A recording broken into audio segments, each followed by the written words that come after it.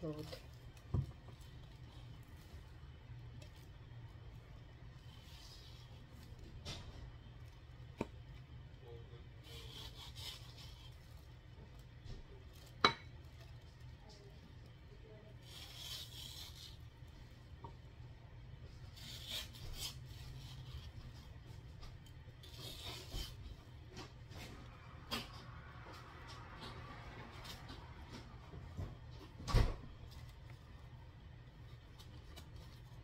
Hilaw to.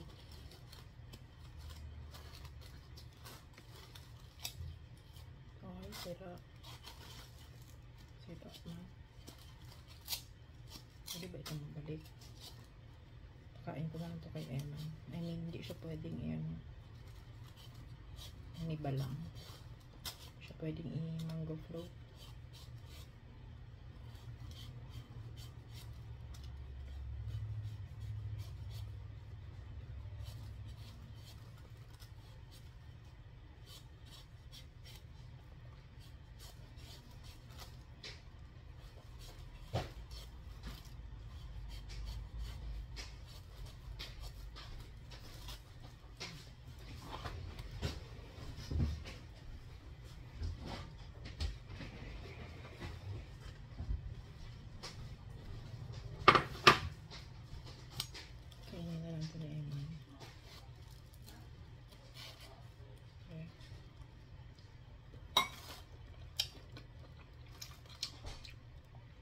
Pwede naman siya.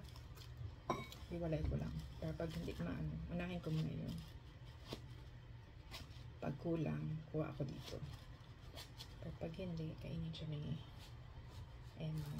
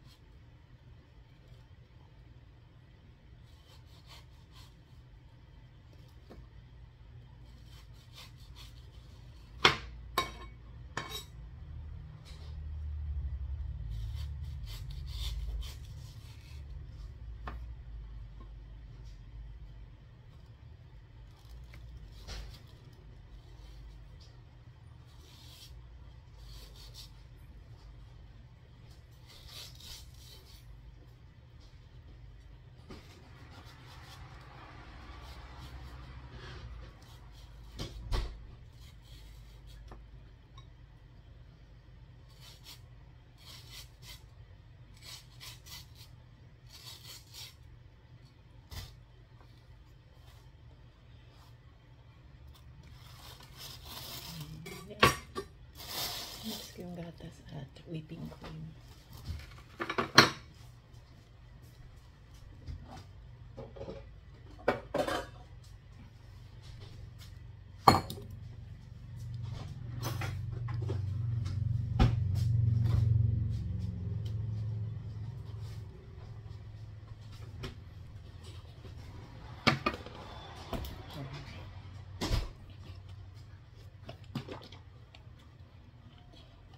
Hindi ito malapot, i-ano ko ito,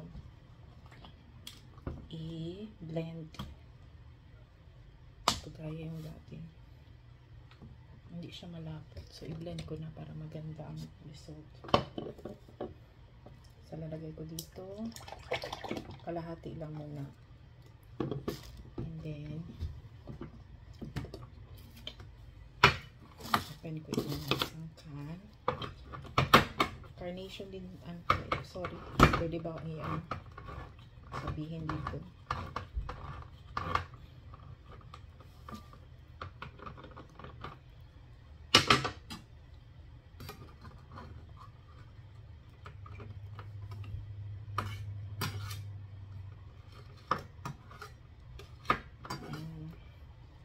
So ito pala ay i-share namin sa food to share namin sa 4th of July na celebration namin na kaibigan ko. Sa Dallas.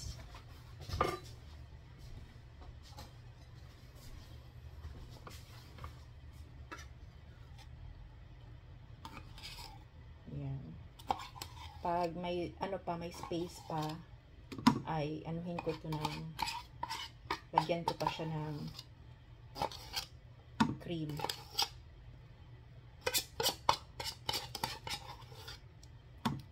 Yan. So, lagyan ko pa siya ng cream.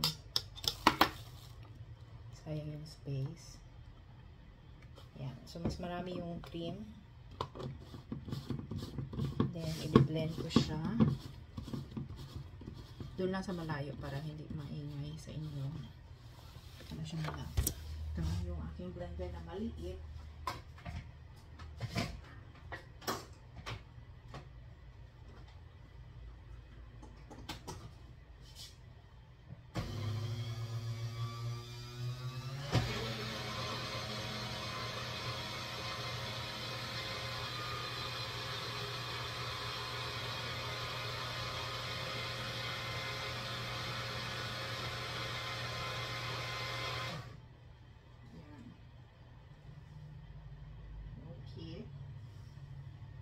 Kamuntikan siyang umapaw. Kamuntikan ng umapaw. Tingnan ko malaki ang fluffy na. Kulang pa. Pero umapaw na siya. Bawasan ko kasi yan. Baka pabukis. Sayang. Mabubuo siya kung ano. I-scoop ko na lang. Kasi kung ano po, mabuhos. Maapaw na kasi siya. Pwede naman siya kunin na. Pero mas gusto ko yung ano talaga, sticky. Iba kasi ang ano dito. Meron ako nakitang Nestle cream doon sa Mexican store. Pero hindi kami sa Mexican store. Bumili.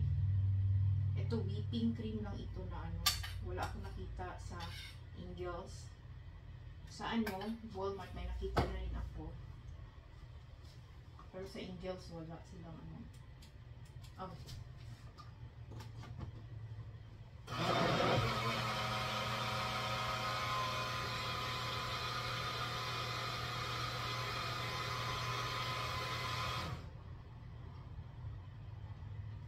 Yan, medyo nag-ano siya, nag-volume na siya. Yan.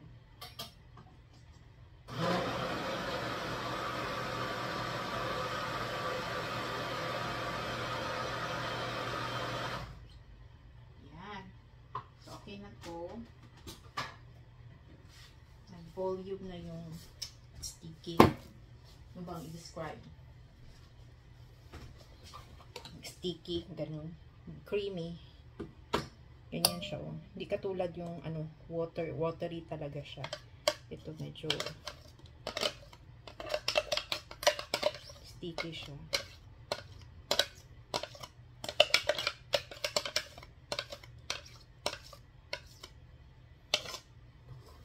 Then, gusto ko na siyang haluan ng mangga. Itong manggang hilaw siguro, no? Yan. Tapos, ihalo ko siya dito. Ihalo ko na siya yung first. Kaya lang, konti, maliit lang kasi yung aking, ano, blender. Para yung, ano, yung mixture ko, lasa na siya na mango float. Then, lagyan ko ng Graham. Para yung ano pa, yung ano na mismo niya. Ay, maliliit lang Graham. Buti ito ang binili namin. Oh. Maliliit lang pala ang Graham. So, i-powderize ko na ito. Kasi wala din ako makita na ano na. Ito yung ilalagay ko sa taas. Topping. Ipa-powder siya. Lakang gunting. So, ilalagay ko na siya doon sa mixture. Para yung feeling niya ay lasang ano na, lasang mango float na talaga. Then pag nag-dry na ito, ihahalo ko din siya sa na ano natin kanina na milk at cream. Halo natin dito.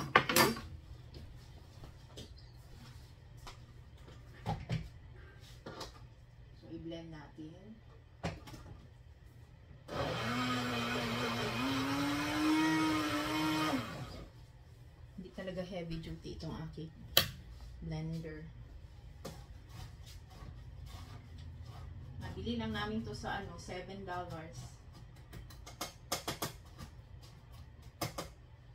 Nabili namin sa Bin 5 itong blender.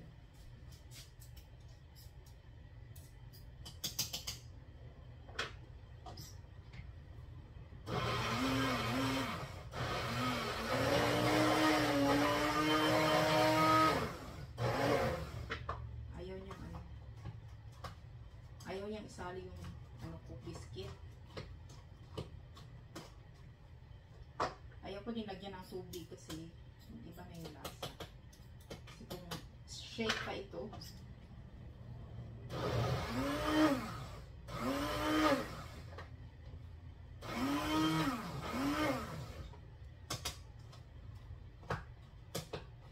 pero malapit na. Be patient.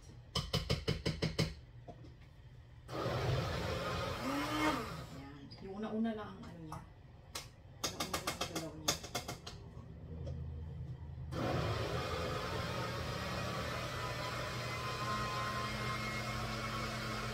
Ayan.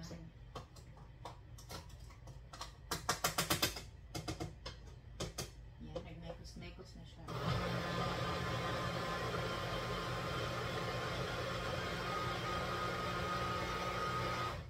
Okay.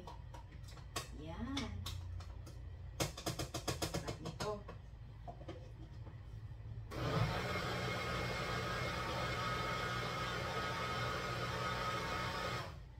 Okay.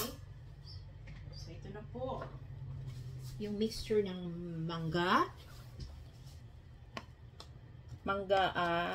cream and milk. So, ihalo ko siya dito. Mixture kanina. Pag meron naman kayong malaking blender, pwede siya sabay-sabayin nyo na. Kaya lang, maliit lang talagang blender ko. May blender naman yung kasamahan ko kasamahan ko noon. Ang hiram lang ako sa kanya. Kaya lang, kunin mo pa doon sa taas, then lininisan mo siya.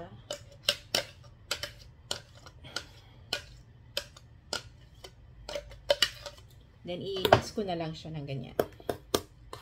Yan. So, ito siya. Makita. Yan. Wait lang. Kunin ko pa yung ano ko. Yung aking monopod. Pwede na yan. So, yan siya. So, hahaluin-haluin lang siya. Para mag-combine yung ano, pinaghalo na cream and mangga, lahat na, graham, and milk. Yan. So, ito mismo, lasang graham na siya. I mean, mango float. Okay. So, yan na yun ating gagawin. And next is, itong gagamitin natin. Sa Pinas, hindi pa ako nakakita ng ganito. So, para ito sa ano, ang nakalagay dito is, ready crust. So, pang pie, ganon.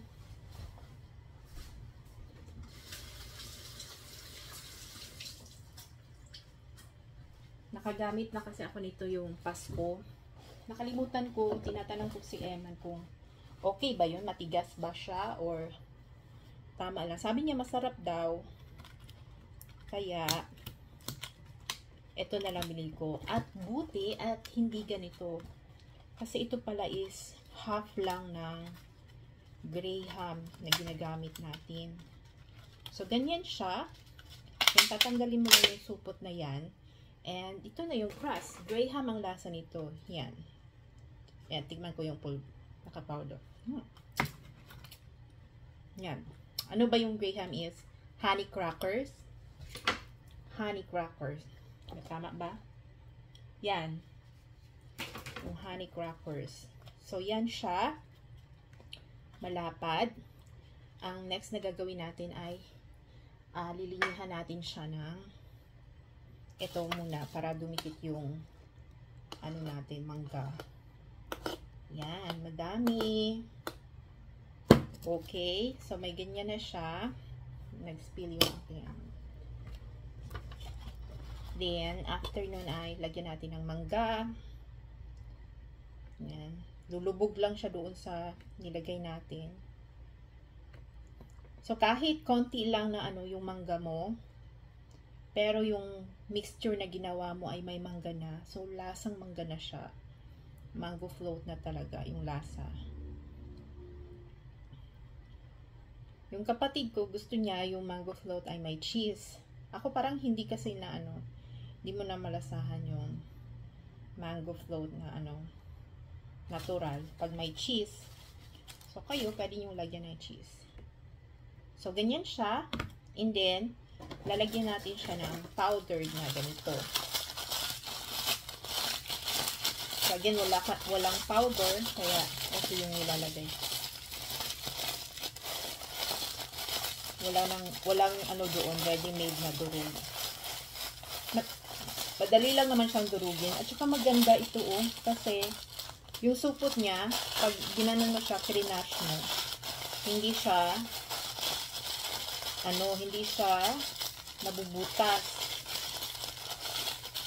Hindi kagaya yung sa Graham talaga na nasa atin. So, bubudbaran ko ito dito sa ganyan. Para matakpan lang yung liquidy part. And that's the time na i-play natin siya. Ito lang yung gamit ko. Yun lang nakita ko dito na malinis. And, lalagyan ulit natin na mixture natin. Wow!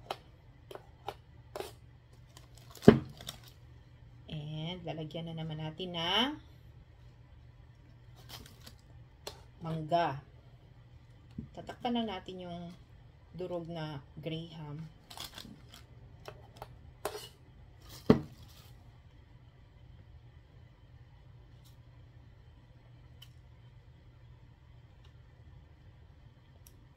Yan. And then, lalagyan natin ng mangga. Ayan natin yung mangga.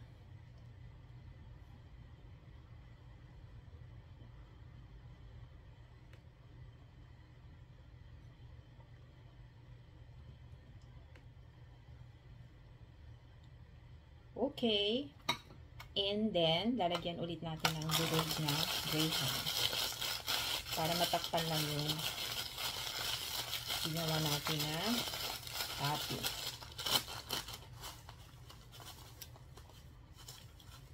Maganda ito kung crush talaga siya na kasi ito may buhol-buhol pa siya. Anyway, wala tayong hanap na Then, i-play natin siya para presentable siya.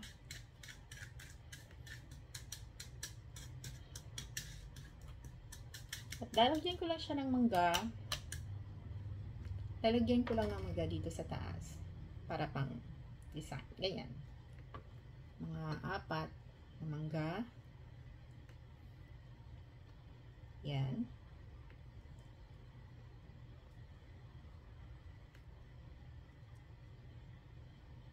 Isa pa. Okay, that's it. Ito na po ang ating mango float with ready-made cracker. Wait lang. Niya ako ng picture nito.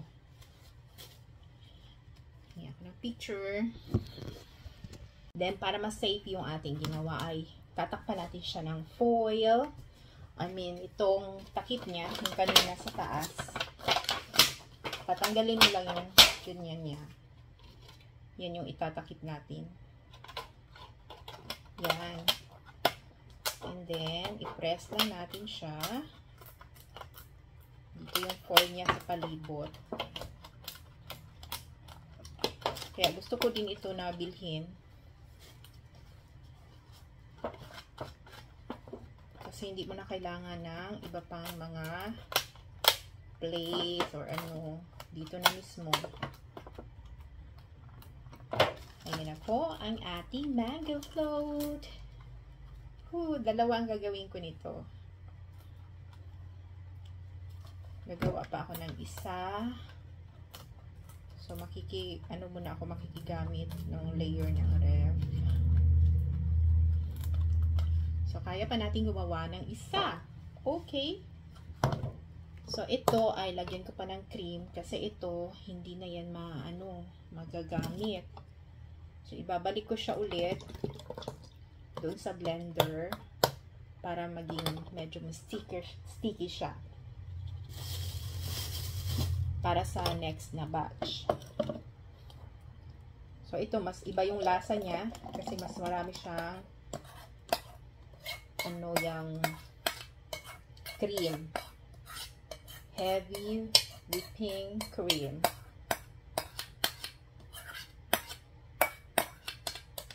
Yan. I-blend natin para maging fluffy and creamy and volume.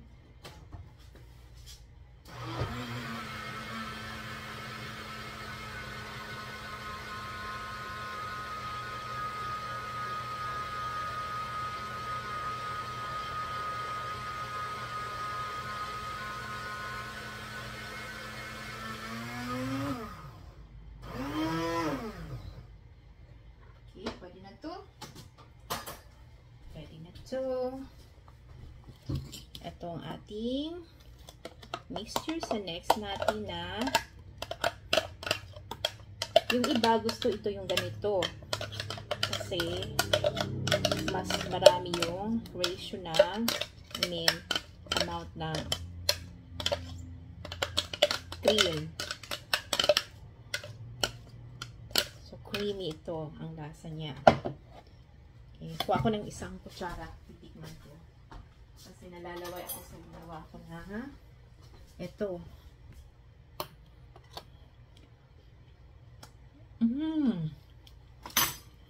Mango float. So, mango float talaga ang lasa niya. Okay. Let's make the other one. Tumasan ko muna yung pinanggawaan ko. Pero yung mangga na, kulang na yung mangga natin. Well, anyway, kahit kulang yung mangga natin, yung lasa niya is mango float na yan.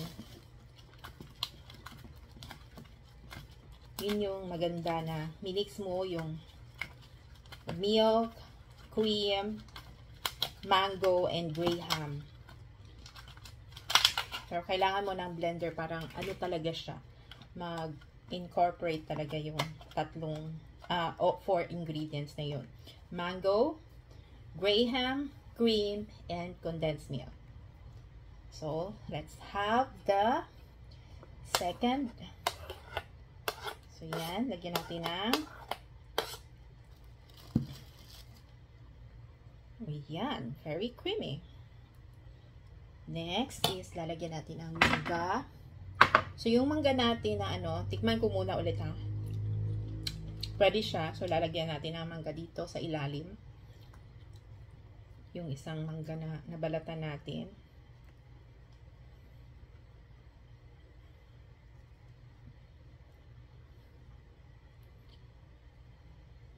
Medyo matamis kasi yung nauna kong nilagay. Ito, okay lang. Ano siya? Medyo manibalang pa siya, pero matamis. Yun ang lasa. Then, mag-crush tayo ng graham.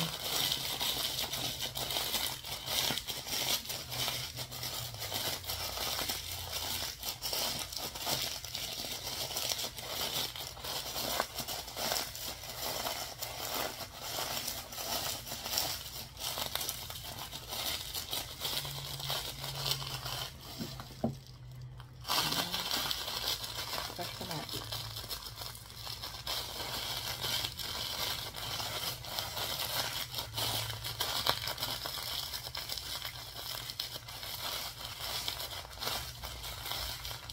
Yan. And then, bubudburan natin para matakpan yung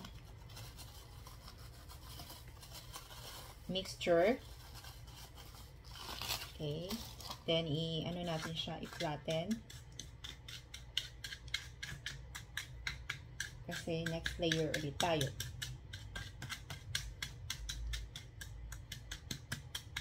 Yan. Now, we go to our second layer. Flatten natin kasi konti na lang yung mixture.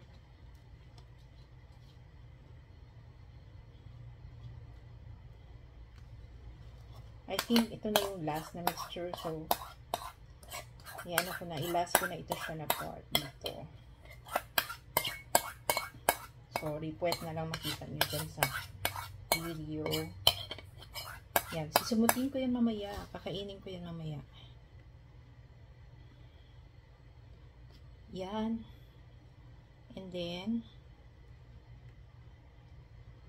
insert natin sa mixture yung mangga.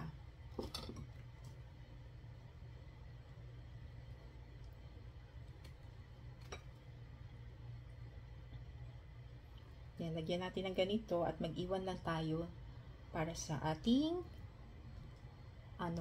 design sa taas na toppings. Yan, para na yan sa toppings.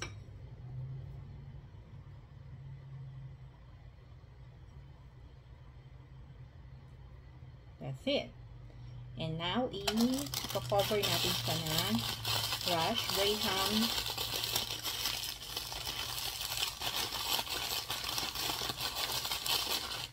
Ibigay na natin. Makover mo yung nilagay natin na mixture.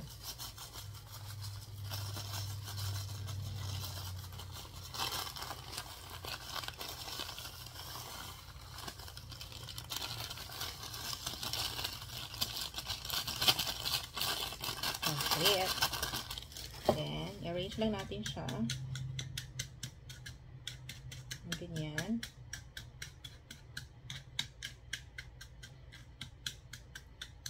Okay. And lastly, itatap natin siya ng mangga sa taas. Yan. Arrange natin. I-organize lang yung mga natira na mangga.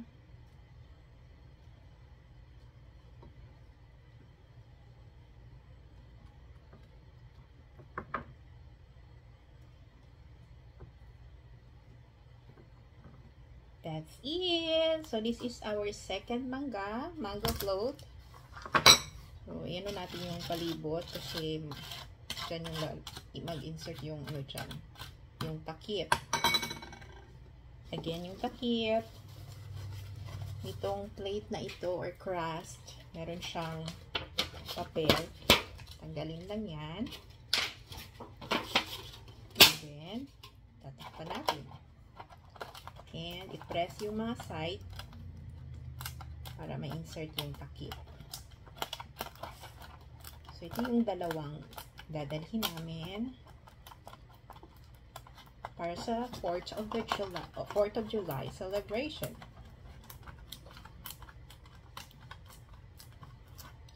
Yan. So, yung mga natira dito na mga anik-anik ay aking lalanlamin.